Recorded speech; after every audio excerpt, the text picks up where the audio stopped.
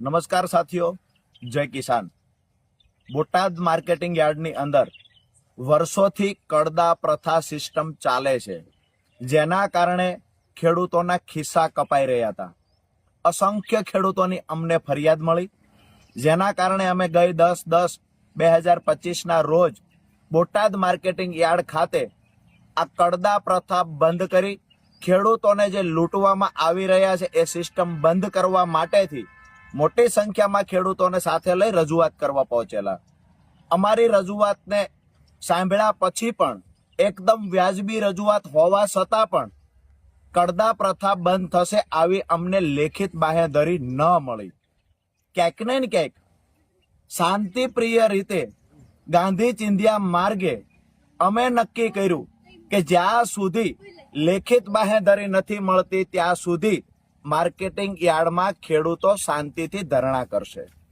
મોડી રાત્રે પોલીસ આવે છે, લાઠીચાર્જ કરે છે, અમને ઉઠાવી જાય છે। અમને કહેવામાં આવે છે કે માર્કેટિંગ યાર્ડમાં તમારે લોકોએ બેસવાનું નથી। અમે નક્કી કર્યું કે માર્કેટિંગ યાર્ડમાં બેસવા નથી દેતા, કડદા પ્રથા બંધ થશે એની લેખિત બાહેંધરી નથી આપતા, તો અમે બાજુનું ગામ હળદળ છે ત્યાં ખેડૂત પંચાયત બોલાવીશું। તો 12/10/2025 સાંજે 4 વાગે હળદળ ગામમાં ખેડૂત પંચાયતનું અમે આયોજન કર્યું।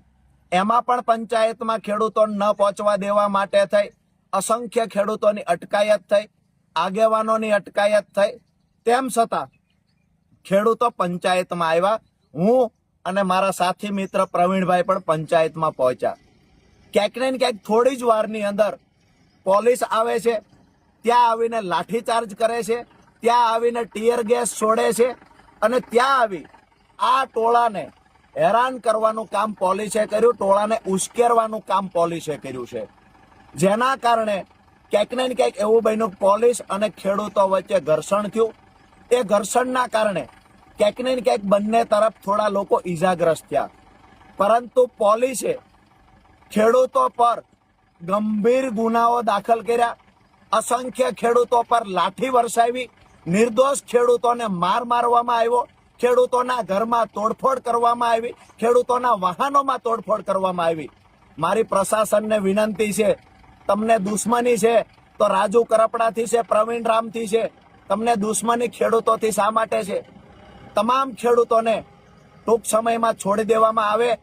હું અને પ્રવીણભાઈ રામ આવતી 16 તારીખ એટલે કે પરમ દિવસ અમદાવાદ પાર્ટી કાર્યાલય ખાતે બપોરે 11 કલાકે અનશન પર બેસવાના છીએ। પોલીસને લઈ જવા હોય અમને ત્યાંથી લઈ જાય, પણ મારા નિર્દોષ ભાઈઓ ખેડૂતોને છોડી દે આ નમ્ર વિનંતી કરું છું। તમારે લાઠીઓ મારવી હોય તો અમારી પીઠ પર મારો, જેલમાં પૂરવા હોય તો જેટલા દિવસ રાખવા હોય એટલા અમને રાખો, પણ નિર્દોષ ખેડૂતો પર અત્યાચાર ન ગુજારશો। અમે સામે ચાલીને અમદાવાદ ખાતે આવી રહ્યા છીએ। આવતી 16/10/2025 બપોરે 11 કલાકે ગાંધી ચિંધ્યા માર્ગે ફરી વખત અમે લોકો ધરણા પર બેસીશું। જય કિસાન। સાથે જ તમામ સાથીઓને એક સંદેશ આપવાનો કે અમે લોકો જેલમાં ગયા પછી પોલીસ અત્યાચાર કરવો હોય એટલો કરી લે, અમારા ખેડૂત પરિવારોને બચાવવા માટે તમામ અત્યાચારોમાંથી પસાર થશું, પણ આવતી 31 તારીખે ગુજરાતના કોઈ પણ જિલ્લામાં કિસાન મહાપંચાયતનું આયોજન થાય, માન્ય અરવિંદ કેજરીવાલજી એમાં આવતા હોય તો તમામ ખેડૂતોનું વિનંતી કરું છું કે હું તો ભલે જેલમાં હશું, પણ તમારે લોકોએ ખેડૂત પંચાયતની અંદર ખેડૂતોની તાકાત શું છે એ બતાવવાની છે।